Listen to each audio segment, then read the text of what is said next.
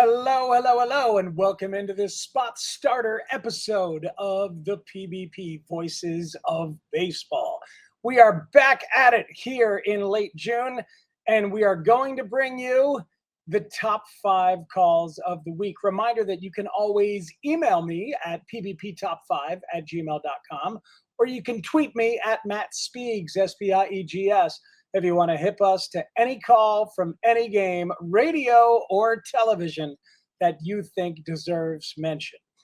And now here we go. It's this week's top 5 calls of the week, according to us at the PBP Voices of Baseball. Number 5, it's a rare chance for you to watch one of the greats doing his thing. A friend of the podcast, our former guest, Dan Dickerson of Tigers Radio, feeling it in the booth in a tied ball game in Detroit as the Tigers go to extras. 2 on, 2 outs, 4-4 game in the ninth. The 2-2, swing and a miss. Got him on strikes.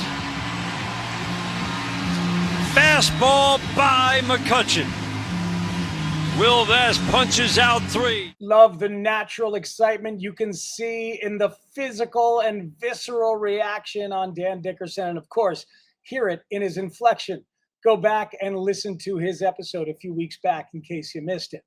Number 4, Michael Harris of the Braves is absolutely phenomenal at the wall in center field, and Braves radio man Ben Ingram knows it.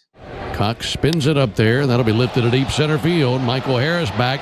Michael going to the wall, and that is going to be robbed by Michael Harris.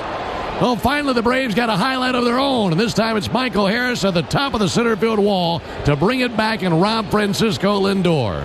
Another wonderful path to the ball. Michael Harris, the best in the business when it comes to robbing homers. And another one robbed by the Braves center fielder. The best in the business. I can't really argue with that designation. Great call from Ben, even in a losing game. Oh, Pete. Pete Crow Armstrong has been a revelation this year in center field for the Chicago Cubs, but he had a terrible moment this week, and Chip Carey of Cardinals TV saw it all as it happened. Yesterday, that is. Fly ball, well hit center. Crow Armstrong back to the wall. He's got just enough room. Mason Wynn rounding third. PCA forgot how many outs there were. The front of the plate lane.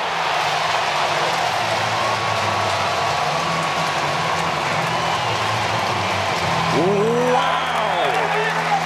Pete Crow Armstrong thought there was 3, and Mason Wynn hustled all the way around. Take a look at this. He's going back. Mason's going to tag up because that's at the track.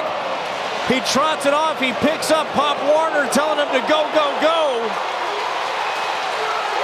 Heads up play by Mason. Not so much from Pete Crow Armstrong. The emotions from Chip in real time there. The disappointment of the catch at the wall, followed by the surprise and acknowledgement of the error. Wow. Indeed. At number 2, it was the Christian Moore game in Anaheim. The rookie for the Angels came up. He had already homered once, and he was up again in the 9th. Angels TV, Wayne Randazzo on the call. And he hits an arc out to right center field, pretty deep. Rafael is back. It's over his head. It's off the wall. It might be a home run. Moore's racing on his way to third. The game is tied at least as Moore has a triple, and I think he's won it. Say goodnight to the Red Sox. It's a home run.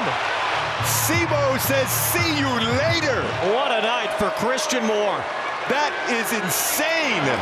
The game-tying and game-winning home runs. Certainly going to be a triple, maybe more depending on the ruling, and that was indeed the ruling. Great flow there by Wayne from action into reaction, and his buddy Mark Gubicza chiming in as well. And number 1, the Washington Nationals were in the throes of an 11-game losing streak when their young star, James Woods, strode to the plate in the bottom of the 11th, having already homered once. Dave Jagler of the Nationals radio booth on the call. 1-0 pitch to Wood. Swinging a high fly ball, center field deep.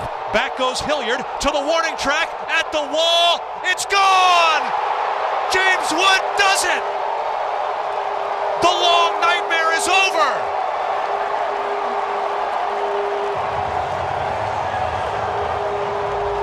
Nets win it 4-3. He puts it on the batter's eye hill with a soaring center field. They're mobbing James Wood as he crosses the plate. His first career walk-off homer, his second homer of the day in dramatic fashion off a splitter. What a moment for James Wood and the Nationals. A much-needed sigh of relief. They have won a ball game. Great stuff from Dave Jagler, friend of the podcast, a former guest who told us that while playing left field for his high school team, he was quietly doing play-by-play into the mitt, hoping not to have a ball hit to him. We get it, Dave. We get it.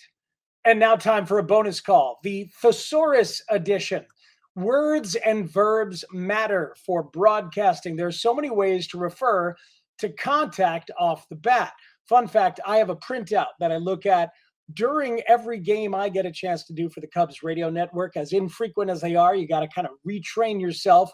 These are verb varietals for hard contact on the ground, soft contact on the ground, hard contact in the air, soft contact in the air. I got that idea to do that printout from the nephew, Marlins radio broadcaster Jack McMullen. So when I heard the call this week from him, it was a natural to include as a bonus edition. 0-1. That one flicked into center, past the dive of the shortstop and Thomas into center for a base hit. 1 run scores, 2 runs score, and Heriberto Hernandez does his job. He guided the barrel to that, and it's a 2-run single to make it 4-2 Fish in the top of the 8th. Flicked into center field. You get it when you hear it, right? Just flicking that ball into center field. Good stuff from Jack. It reminds us as well of the Baseball Thesaurus, the book authored by Jesse Goldberg Strassler, former guest of the podcast this season. He actually wrote the book, the Baseball Thesaurus, and I can say with assurance it is on the shelf in many a home broadcasting booth across MLB and could be on yours as well. Thanks so much for listening to the PBP's Top 5 and checking it out on YouTube. We'll be here next week.